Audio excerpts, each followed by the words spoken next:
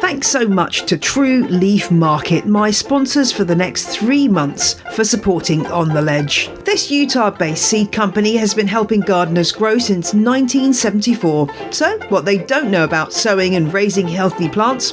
Well, it's probably not worth knowing. So why not give them a try? US listeners get 10% off your first purchase at trueleafmarket.com now, using the code ONTheLedge.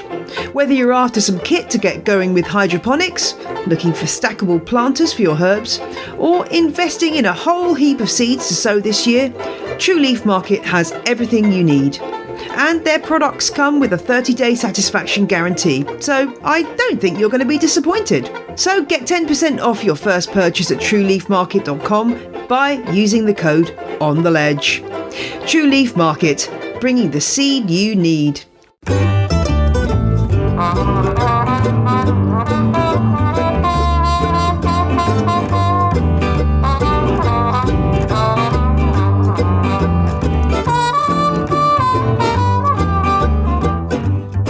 And welcome to On the Ledge podcast, the show whose sole mission is to make you fall completely and utterly in love with houseplants.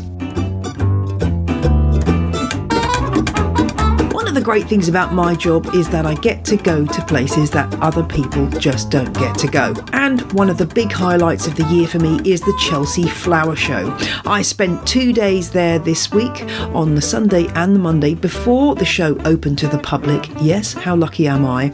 Working on a piece for The Guardian, who I regularly write for. But also, I managed to fit in some interviews with houseplanty people, which I'm bringing you this week. We'll be hearing from 2 cactus growers and an airplant expert in this week's episode, straight from the Chelsea Flower Show. And I'll also be bringing you some more general impressions of the show, including the role of houseplants at Chelsea. And I'll be answering a question about a Pilea with a poorly leaf. Thanks to my new Patreon supporters this week, Laura, Rachel, Drew, Sally and Crab Lady. Thanks to all of you for committing to donate $5 a month to keep On the Ledge on the go. If you'd like to donate but you just don't know how, check out my show notes at janeperrone.com for full details. Also, a reminder that I'm still really keen to hear what you love about On the Ledge for my 100th episode. Come on, don't be shy. I want to hear your voices. So flip out your smartphone and get recording a little voice memo for me and bung it over to me so that you can hear yourself, your own voice, immortalised on the 100th episode of On the Ledge. What an amazing opportunity. Please do come forward. If you're super shy and you don't want to say anything on tape, then you can always just drop me an email with some words in it too. Thanks for all the lovely feedback on the Peter D'Amato episodes. It's clear that you all really loved hearing from him and it was so much fun to do. I've got lots of exciting episodes in the pipeline. But if there's something you'd like me to tackle in the show, then I would love to hear what that is as I start planning for the rest of the year. So drop me a line to ontheledgepodcast@gmail.com and tell me what topics you want to know about. I'm hoping to have an episode on peperomias coming up. Also, the long-awaited spider plants episode will be coming. But if there's any other plants that you'd particularly like me to cover, then do let me know and I will add it to my list. Because many of the episodes that I put out are inspired by listener ideas, because you guys are full of great thoughts. So please do share your ideas with me, and you never know, you might be hearing that idea brought to life on the Ledge podcast before you know it.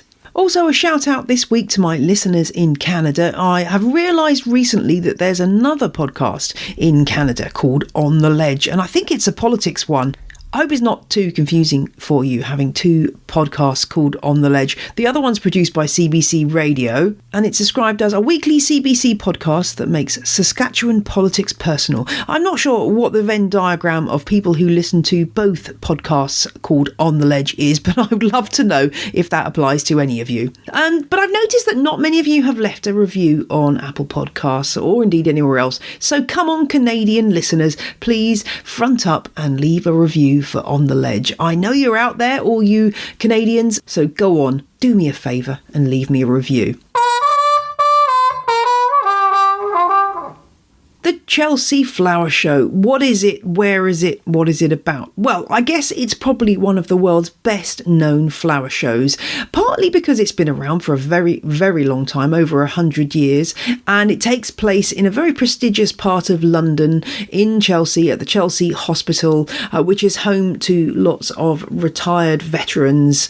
And this is really the show that brings together the creme de la creme of British horticulture to celebrate all things plants. The main show gardens outside, well, there aren't many houseplants on display there, but go into the Great Pavilion and the place is absolutely packed with amazing stands from nurseries from all around the UK. And here is really where the houseplant aficionado can get your fix. I'd love to suggest to the RHS that they group together all of the indoor plant stands together so that you can see them and wander around. If you're a houseplant enthusiast, you can see everything together. I will suggest that to them, because otherwise you have to spend the whole time crossing this huge, enormous white tent that is the Great Pavilion. I don't know how big it is, but it's flipping enormous, I can tell you, looking for the relevant stands that you want to see.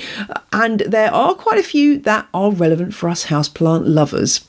I managed to speak to 3 nursery people for this episode, and we're going to start out with a chat with the lovely Andy of Andy's Airplants. Now, if you listen closely to On the Ledge, you may have heard Andy mentioned before, because James Wong and Rob Stakovitz, 2 of our former guests, are both fans and have bought plants from him in the past. So it was wonderful to see Andy's first ever display at Chelsea, and boy was it gorgeous. Check out my show notes at janeperrone.com for some pictures. I wanted to find out from Andy why he loves these plants and what it takes to bring a beautiful display like this to Chelsea. Hello there, my name's Andy, and I'm from Penzance in Cornwall, and I grow air plants and bromeliads, and this is my first year at Chelsea Flower Show, and I've created this lovely display of upright branches covered in epiphytes. The display is completely made up of members of the bromeliad family. We've got the true air plants, which are the genus Tillandsia, up on the branches. Lower down on the branches, we've got other genera within the bromeliad family, the Neorigelias, Bilbergias and Echnias. And then on the ground here, we've got the terrestrial members of the family, which is the Puyas and Dickias and Deuteroconias and a few other things. I think you're underplaying it by saying it's lovely, Andy, because it is. It's more than lovely. I just want to climb in there and lie down and have a nice little rest, because it just looks so beautiful. And well, it's I want to say it's not really verdant, because the colour of air plants is this wonderful silvery glaucous feel. Tell us why are air plants like how they are? What is the adaptation they've got to adapt to their environment that makes them like that?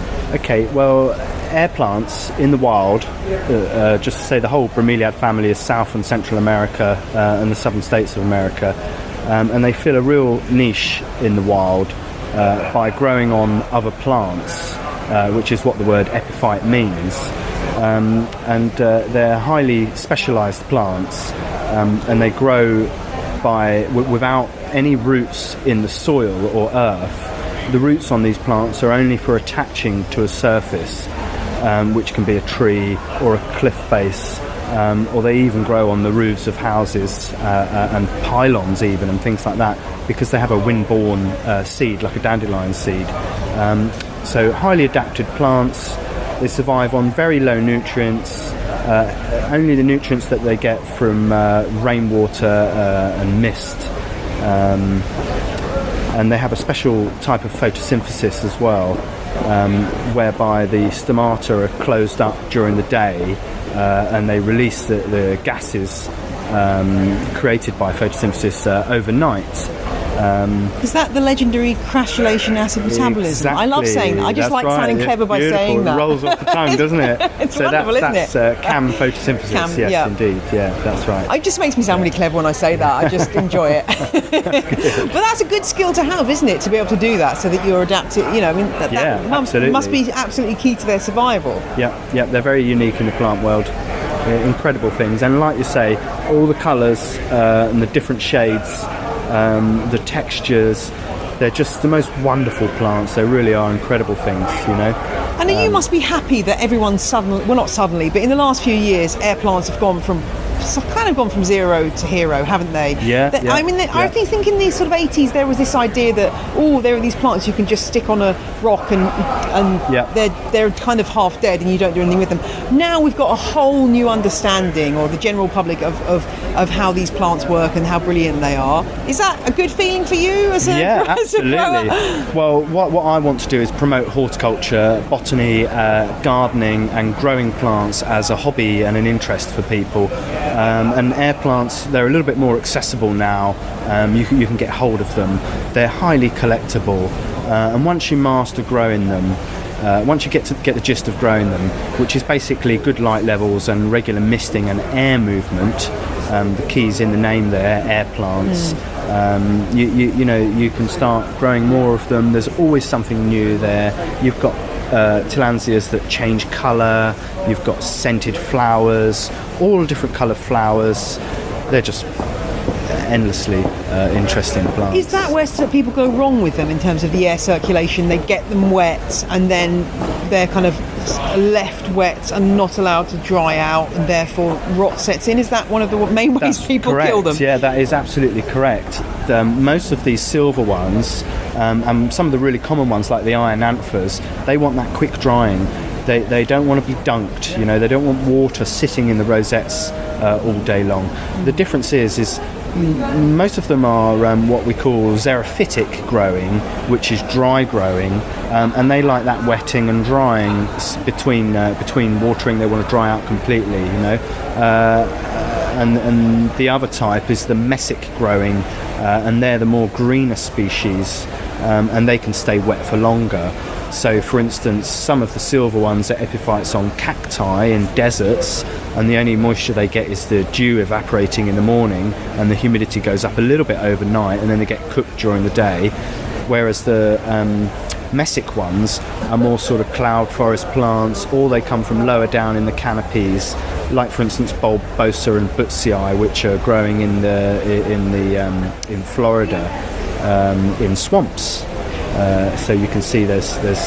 So it's really important when you're buying an air plant to know what you've got in that. You that care regime is going to be slightly different for different plants. Correct. Yes, that's correct. And I guess that's where good labelling comes in, and doing a bit of research when you buy something. That's right. And also going to a specialist nursery. That's right. That's very important. Yeah. And do you sell? What's your customer base? Have you sell it mail order around the UK? Yeah, that's right. So I'm Andy's Airplants, and I've got a huge range in the collection and a very good range for sale as well.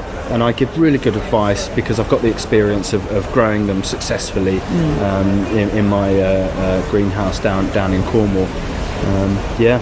And how did this all come about? Have you been loving these plants since you were little, or did you do botany at university, or how did it all come about? I've studied botany with the RHS, and I've been a working gardener for the last 20 years, and a very keen plantsman on various plants really, and I've come across the air plants because I'm into weird, unusual and interesting plants really. I bought a few about a decade ago, and then a few more. I've killed a few, and succeeded with a few, and the collection has just grown, and I find myself more and more interested in them. I mean, there's of the genus Tillandsia, there's nearly 700 species, and there's hybrids, man-made and natural hybrids. So there's just an endless amount of plants, and I'm always coming across new ones, and there'll be new ones out there in the wild as well. And you've got these beautifully displayed on these branches. Is that how you recommend displaying Tillandsia? Because if you look on Instagram, there are myriad pictures of air plants in all kinds of crazy displays. I mean, for you, is this the ultimate way of doing it, or is it just a question of style? It's a question of style really. The first ones I bought, I put them on lovely ornamental bits of driftwood, but now the collection has grown to number hundreds of species. Generally with the Tillandsias I just hang them on a bit of wire. Yeah. Well, I guess when your collection gets really large, then you've got to, But I guess, when I went to see Rob Stakovitz in a previous episode of the podcast, and I believe he's one of your customers, he has a lovely branch displaying a set of Tillandsias, and it really looked great. Yeah. And I can see how the benefit of having them all in one place, where you can keep an eye on them and keep them happy in that setting together. And also, it's kind of echoing how they might be growing in the wild, which some people get a kick out of. I guess some people want to display them in a kind of very modernist way or minimalist way. I guess that's the joy in that they can be adapted to different kind of settings. Tell me a little bit about the Pileas and the Dickeas, because these are possibly a little bit less well known, but that's right. They are awesome. I mean, this Dickea here, Gorengi, I'm going to guess. That's just a wonderful looking plant. It's kind of like the punk rocker of the bromeliad world. What's the care like for these terrestrial? Are these terrestrial ones? That's correct. Yeah, so they're terrestrial bromeliads, basically pot plants. A few of them are hardy in the UK, especially the Pileas. Some of the Pileas are quite hardy. Dickeas and the Pileas, they're very, very prickly plants. And some of the Ionian hybrids have got fantastic names like Snaggletooth and Jaws and things like this. They're generally quite hard to get hold of, which makes them all the more sought after. Indeed, really. Well, yes. If it's something that's going to be rare, everyone wants one. Well, they are really beautiful. Well, it's a gorgeous display. I really hope you get a gold for this, Andy. Well, by the time my podcast comes out, we will know. But I'll give you a cheer.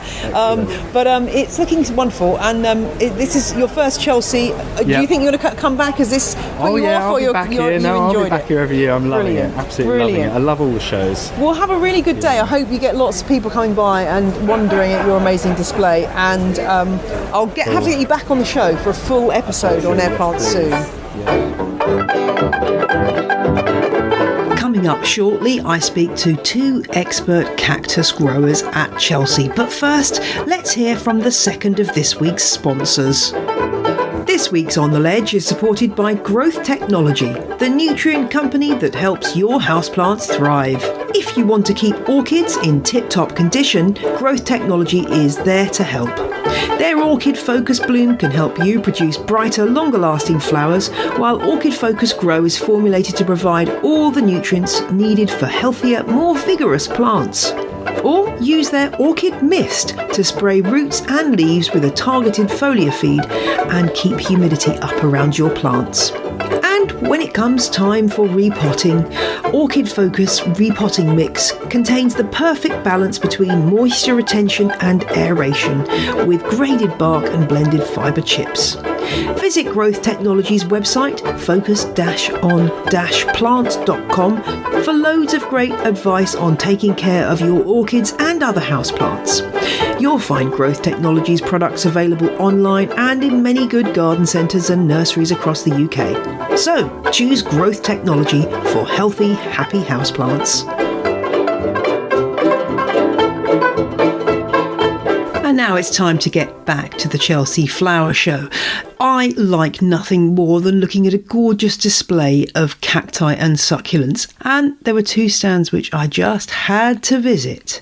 The first is Craig House Cacti, run by business partners Stan Griffin and Vicky Newman from West Bromwich in the UK, and they are multi-award winning cactus growers who stand out from the crowd in their beautiful bespoke cactus-themed outfits. They have a different one every year for Chelsea. So I was delighted to catch up with them at this year's show. And of course, also get to see the delightful Parodia warassii that is called Popsy. Forget your Kardashians, your Kylies, and your Tom Cruises. When it comes to celebrities, I like celebrities with spines, and that's why I love Popsy the cactus. I'm Vicky Newman from Craig House Cacti. Vicky, I'm so glad that you've got the star of the show, Popsy, the Parodia, it's not quite in the centre, but that wonderful cactus is always comes with you to shows. More often than not. We do rest her at times. Yeah, well, she did more than last weekend, and now she had to come to Chelsea. I just love the idea that a cactus can be a celebrity. I think that's for me the ultimate kind of celebrity, a cactus. You've got a beautiful display here. It's a really nice big stand you've got this year, and there are so many things that are catching my eye. I'm loving those huge Euphorbia inganes variegata at the back there. How do you keep them so straight? Because my one just doesn't want to stay straight. Is it a natural growth thing? Natural growth. As long as it's got plenty of light, then hopefully it will maintain the straightness. But sometimes they will veer off, but there isn't a lot you can do about it. And as long as you give them plenty of water as well through the summer, that'll keep them straight, because you've got to remember the water's got to go right from the bottom up to the top to keep the tall plants straight. These euphorbias are hugely popular now, aren't they? I'm seeing them absolutely everywhere, but I imagine that variegated one is probably quite a rarity? Yeah, the variegated one is unusual. But they are used more now, especially for the structure of them. Yes. They're used in apartments, especially in London, I think, because they can somehow manage it. But as long as they've got light, again, they all need the light. But they are unusual, the variegated ones. Well, they're absolutely beautiful, and you've really got a really nice display of the array of different plants that cacti and succulents can the family embraces. It's really lovely. We try to show different things. Yes. Not just what everybody associates a cactus, that it's just a green thing. But exactly. We try and get lots of different structures and what have you. So yes. Tell me a bit about this plant here. I was going to say that was it looks a little bit like a silver squill, but it's not. It's a leafy plant. It does look like a scilla. We thought it was a scilla to start with, but it's a Dimiopsis. It's treated exactly the same as a succulent. It is a succulent plant, but the flowers are so tiny, and it's a bulb that will keep spreading as bulbs do. Yeah. And is that quite rare? Is that it's unusual? It's unusual. Okay. We've not had them since. Well, we've only had them like this year. We managed to get some bulbs, but they are unusual. You don't see them very often. That's amazing. And when it comes to colour, we've got the beautiful, beautiful flowering cacti here. Some of these are just the day glow orange of That's that. Very vibrant. Very vibrant. It is very vibrant. Have you had any bees coming in and enjoying the flowers? No, not here. Plenty at the glass house at home. Yeah. But we haven't had any coming here at the moment. Oh, okay. Well, it's a really gorgeous display, and I think that's people wonder how to get cacti to flower. Is it a maturity thing? Do they need to get to a certain size, or is it just good care? Water and feed. Right. Water and feed. We can flower them at 4 or 5 years old from seed, but you must water a good soaking once a week from March to October. Go with the clocks. From October to March, absolutely nothing. If you give them any water, then you will stop them flowering. And they also need a good feed through the summer, but not Baby Bio Miracle Grow, a proper cactus feed, very, very high in potash, with trace elements like zinc and magnesium that these plants absolutely love. And that's the key to it. And once you've got them flowering, it's a wonderful sight, isn't it? As well. Once you start to flower, they will flower every year. Yes, and that for me is a great joy. The flowers don't necessarily individually last very long, but you get such a gorgeous display. It's such a treat when a cactus flowers. Yeah, they do keep flowering quite a few weeks. There are some that will only flower overnight, but there are a lot that will keep flowering for 2 or 3 weeks. And some of them are scented? There is an echinopsis that is scented. There's not too many scented cactus flowers, I must admit. I'm just thinking, the one I'm thinking of actually is Echinopsis. I'm thinking of Echinopsis subdenudata. That one. Which smells like. To me, it smells like washing powder. I don't know if it's just me, but I've got that, and the smell always just transports me to a laundry. Queen of the Night is the big one. The big dinner plates overnight. But you have to be through the night to smell that, because that's when it flowers and it's dead the next morning. You've got to get up in the middle of the night just for your cactus. Well, that's the kind of dedication that we like to see. Well, it's wonderful talking to you, Vicky, and good luck for this week. I hope you get a gold. It's most deserved, and that you get lots of attention. Lots of houseplants here at Chelsea this year, so hopefully you'll get a big crowd of admirers. Hopefully. And tell me where you're based, and you're a mail order and in person, or just mail order? No, we only do the flower shows. We don't do mail order. Yeah. But we're just outside Birmingham, West Bromwich. Beautiful. Well, it's really nice. And you're wearing, as usual, your beautiful cactus outfit. You've gone the whole hog, which is wonderful to see. Yeah. And you've even got a cactus brooch, which I nearly put on my cactus brooch this morning and didn't. So it's wonderful to see you again, Vicky. Thank you so much. Thank you. Care. Thanks a lot. I should say that both Andy's Airplants and Craig House Cacti secured gold medals at the show, so congratulations to both of them. And finally, I'm speaking to another cactus and succulent grower who also secured a gold medal. It's Ottershaw Cacti, run by Daniel Jackson and his wife Joanne. This Berkshire-based cactus nursery is home to not one but 3 national plant collections of Haworthia, Astroloba and Gasteria. So Daniel really knows his stuff. He's a little bit shy, so his wife Joanne was helping him out in this interview. And do check out the show notes for some pictures of their stand. And I'm hoping to get down to Ottershaw Cacti in Berkshire before long to bring you a whole episode looking at those particular succulent specialisms. But for now, let's hear from Daniel and Joanne about their brand new Ionian Hybrid.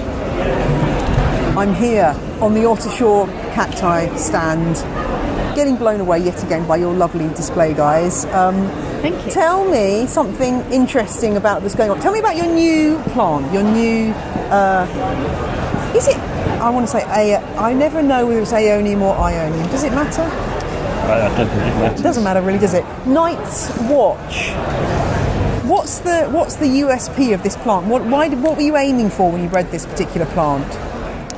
Just something different to what's already out there. Tell me the name. It's a hybrid. It's a Hybrid. cross between Schwarzkopf and firecracker. So it's nice and dark, but it's freely branching, and we've got 3 layers of branching there, and it's kind of making a pyramid structure all round, and it looks quite impactful. It's really nice. Is that up for Chelsea Plant of the Year? Is that We did put it in, but we don't know who's Didn't actually make the won. final. Didn't make the final. Oh, I can't believe it. No, that is brutal. Well, it's a brutal business, Chelsea. What's nice about this display is it does give you a sense of the range of different things that are within the cactus and succulent family. Immediate things that catch my eye here are the Berkania ricovata in the centre, which people are kind of surprised is in this family, really. But it's such a popular plant now. Yeah. Tell me a bit about looking after that. Is it just a sort of a super easy cast iron plant that won't die, or are there any ways that you can kill it? We do give it a bit of shade, and we also give it a bit more water than most of the other things, just to stop the tips of the leaves from dying back. Because it's got this swollen stem at the bottom. Is that storing water for the plant? Is that the purpose of it? Yeah. Does that mean then that if you overwater it, you're going to rot the plant? Is that possible? Well, yes, potentially. And we always find multiple ways of killing plants. Well, I do anyway. You're more likely to kill a succulent by overwatering than you are by not watering. So we always give advice to people to say, if you're in doubt, don't water it. Leave it a few days, even a week, and then water it. Because and it's amazing how they will recover. I had a lot of cacti that I hadn't watered over winter at all, and they'd gone kind of slightly shriveled, and I was panicking a little bit, and then I thought, no, hold your line, it's going to be fine. And it feels like they've doubled in size. They've suddenly just gone whoop after they've been watered. I guess that's what they do in the wild. That's what their natural cycle is. Yeah. You'd have to be careful with the first couple of waterings that you don't give them too much and make them split. I mean, there's a few varieties that would just split. Lophophora williamsii is one that you'd have to be careful with initially. Apart from the Berkania, is there anything else that you can grow if you don't have a really super sunny spot? Are there any succulents that will grow in slightly shadier spots? Haworthias, Gasterias, they're excellent for shade. Senecio rholianus as well, it's another one. Ceropegia woodii. The stringer hearts, that's very popular lately. Yes, that is very popular, especially the variegated one, which I just got some cuttings off. Very good. Which is nice. The Haworthias are interesting. I got sent some from a breeder in America, and it seems like they're a plant that people go really. I mean, some of the plants on his website are sort of $3,000 and things. Wow. Not the ones he sent me, obviously, but well, I hope not. Anyway. What do is it about those Haworthias that makes them so... I mean, they are beautiful plants, but they seem to attract a particular passion. Do you think it's to do with those windowed leaves that some of them have, or well, the Haworthia is a otherworldliness? massive group, and they look very, very different. But yeah, there seems to be a real market for Haworthias in Japan and Asia. And I think that's a lot to do with variegation and, as you say, the windows in the leaves. Yeah, variegation is so big, isn't it? And have you got any echiverias here that you need to tell me about that are... I mean, is that Compton Carousel there? That's still we love Compton so Carousel. popular. Yeah, my phone wallpaper is a picture of your Compton Carousel on my because I love it so much. I think of you daily. Yes, whenever I look at my phone, it's my succulent goals plant. Echeveria pinky. That's quite a delicate one on the right there with the beautiful pinky grey leaves, and then we've got this one here, Lilacina and Pollux, beautiful flowers that I have hanging out, and this one, I think, the Secunda glauca, that's beautiful as well. Is that the green version?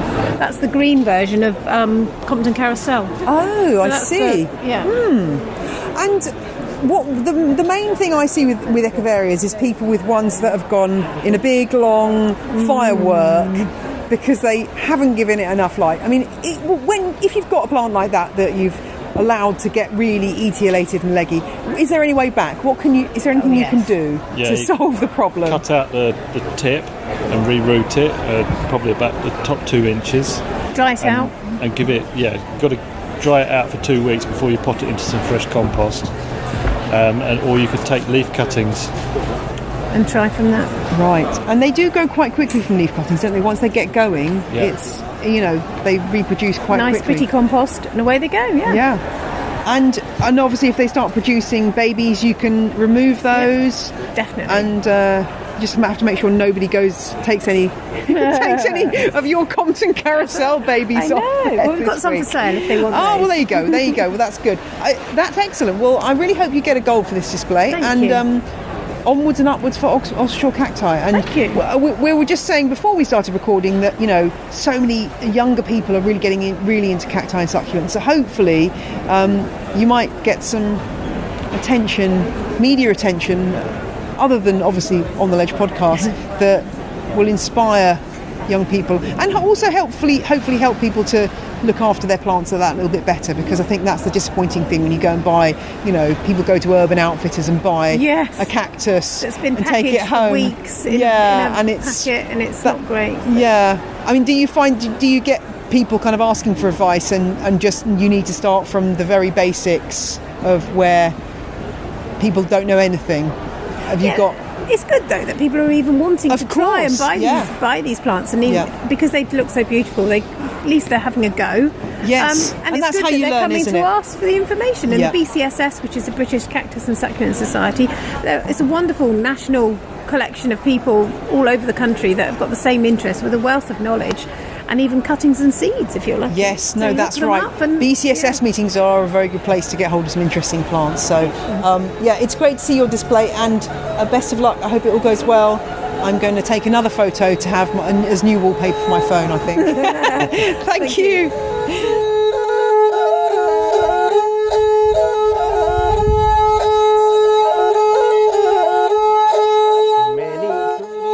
That's a tiny little taster of the houseplantiness of the Chelsea Flower Show. If you're wondering whether it's something you would like to go to in future years, I would say this: it's a wonderful event. It's in the centre of London. You have to bear in mind it's going to be incredibly busy, and it's not the show for everyone. But the great thing is there are so many different shows by the RHS and others around the UK and indeed around the world that it's always possible to find a show that suits you. whether that be geographically or your style of gardening or just the kind of aesthetic that you like in a garden and indeed in houseplants. So I definitely would check out the Chelsea Flower Show if you get the chance to get your hands on a ticket. It is one of those events that you can tick off your bucket list if you have been. And it's interesting to see that houseplants are definitely moving up the rankings in terms of their exposure at Chelsea. This year, the whole of the RHS advice area of the Great Pavilion was covered in loads of really nice houseplants. I'll post a picture or two in the show notes, including two lovely tall variegated monsters, although I did point out on my Instagram stories that I wondered if these might be a little bit more sparse by the end of the week, if there was the odd houseplant fan there taking what is known around my way as a 10-finger discount of a cutting or two. So it's a good development to see that houseplants are on the rise at Chelsea as well, and I have recently become part of something called the RHS Advisory Group on houseplants and floristry. I think we're getting a slightly more groovy name at some point, but that is a new RHS committee which is aimed at improving the profile of indoor gardening and floristry amongst RHS members. So if you've got anything you'd like me to feed into that group in terms of what houseplants mean to you and how the RHS could do more to promote them, please do let me know. I'd be more than happy to pass on your thoughts to the great and the good of that particular RHS committee, which also includes former guests of the show, James Wong and Alice Vincent of Nauticulture, so I'm in good company there. Now it's time for Question of the Week, which came in on Instagram from Happabella, who recently discovered the podcast via her local plant shop, Cultivate Propagate, which is a Seattle-based shop where Pacific Northwest members recently met for their On the Ledge meetup. And she wanted to ask a question about her Pilea peperomioides. This is her first Pilea, so she's a little bit worried about it. She's not sure how to treat a leafless stem. Does she trim it or leave it alone? And she sent a picture, and clearly this particular stem has suffered from a decapitation. The stem's still there, but the leaf is well and truly gone. So what should she do? Well, Pilea peperomioides does have a tendency to lose its lower leaves as it grows taller. So you do end up in the end with a sort of a brown, sort of slightly scaly stem with a top knot of leaves on the top. You do see some expert growers of this plant who manage to keep all the lower leaves intact, and it looks absolutely gorgeous. But for those mere mortals like you and me, the plant will lose a few lower leaves on its way through. So it's worth remembering that when you're thinking about what to do with any lower leaves that are looking a bit dodgy. In this case, it looks like mechanical damage. The leaf has been knocked off or bitten off by a pussycat, or something has happened to that leaf, and the stem remaining, well, there's two schools of thought here. You could just leave it and wait until it's ready to naturally detach from the stem. The benefit here, of course, is that any resources that are left in the petiole, that's the stalk that joins the leaf to the main plant, can then be reabsorbed by the plant, and it will let that petiole go in its own fair time. The other school of thought is that really this isn't serving any purpose, it doesn't look very attractive, and you should just snip that petiole off with a sharp pair of scissors. I am not sure I have a strong view either way. It's really down to you, Happabella, but I would probably grab hold of the stem with my finger and thumb, and give it a little wiggle and see if it comes away easily. If not, I would just leave it until it's ready to come away from the plant. That way the plant chooses its own course of action. Obviously, if you think that there's any rot setting in or damage setting in as a result of that injury, then it's definitely worth snipping away at the stalk with a pair of sterilised scissors. You can just sterilise them by sticking them under a naked flame like the hob flame on your cooker, or you can use a steriliser like Citrox to sterilise the blades too. So that's probably your options, Happabella, but it looks like the rest of your plant is perfectly healthy and happy, so don't worry too much. And as I say, most plants will lose their lower leaves at some point as they get older. As leaves get older, they build up a whole set of toxins the plant wants to get rid of, and so at some point the plant will jettison a few leaves just to keep the plant in balance and make sure that it can keep all its remaining leaves going strong. I hope that helps, Happabella, and I'm really glad that you found On the Ledge. And hi to all of my listeners in the Seattle area and to Cultivate Propagate. If you've got a question for On the Ledge podcast, drop me a line to ontheledgepodcast@gmail.com. And that just about rounds up this week's show. One final thought before I go. Much as I love the Chelsea Flower Show, you know what? There's nothing better than coming home to my own garden, both indoor and outdoor, because that really is the most special place to me. Wolfie, are you squeaking that blimmin' Christmas pudding toy in the background? Oh well, I'll leave that in because I know you love a bit of Wolfie action, but I will see you next week, fans. Take care. Bye. That's one noisy dog.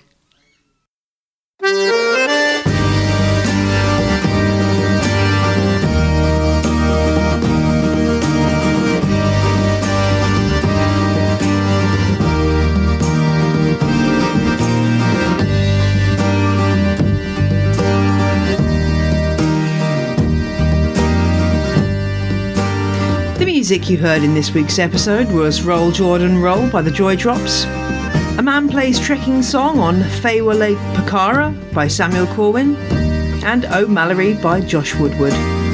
The ad music was Whistling Rufus and Dill Pickles, both by the Heftone Banjo Orchestra. All the music in the show is licensed under Creative Commons. See janeperot.com for details.